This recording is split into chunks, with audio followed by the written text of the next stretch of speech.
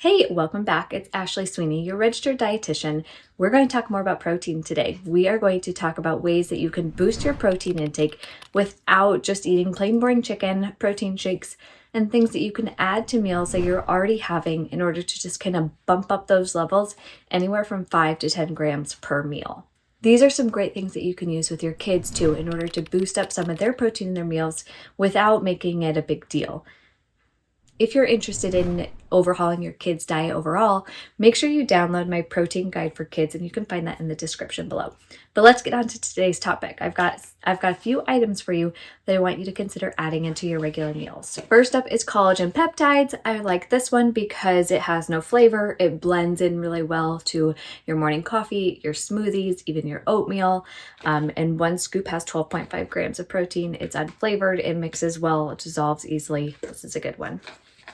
Next up, another option is hemp hearts. So let's say 3 tablespoons has 10 grams.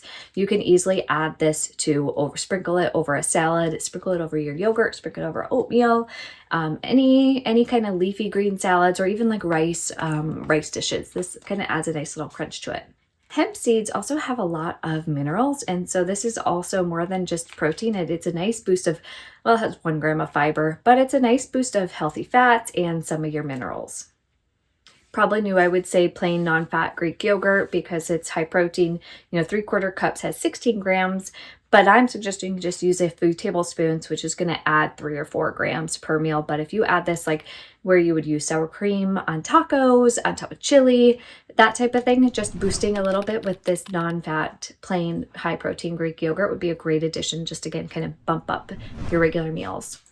Some other options include cottage cheese. 2 tablespoons is about 5 grams. Same thing, you can kind of mix it into scrambled eggs, baked goods, pasta sauces. You can kind of blend it into different dishes to boost that creaminess and that protein. Nutritional yeast, if you add 2 tablespoons, it adds a little bit of a cheesy, nutty flavor and will give you about 5 grams of protein added to your meal. Chia seeds, you could use this in the classic overnight chia oats, but you could also just sprinkle it on top of, again, yogurt, smoothies, oatmeal, and other bowls that you're making. Kind of give it a little crunch. If it does soak with water, it'll get a little jelly, but that's kind of the nature of it because of that fiber. It does that, and 2 tablespoons have about 5 grams of protein.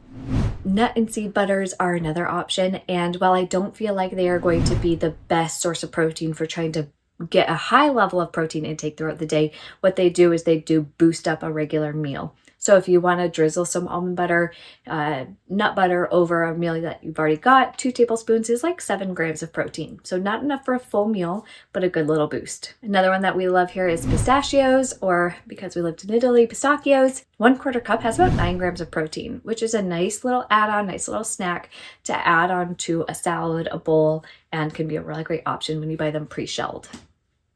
I, of course, as a dietitian, love canned beans and lentils.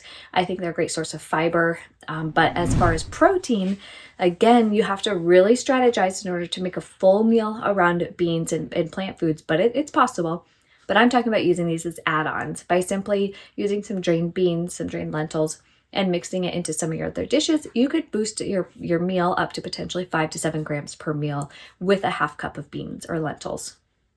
And that's it. Now, these are small things that you can add to the meals that you're already making in order to boost the protein. A few tablespoons here, a few tablespoons there could boost up your daily protein to 20 grams at least using these tips that I suggested today. If you want more tips like this, and especially for kids, make sure you grab my free protein guide, which you can find in the description below.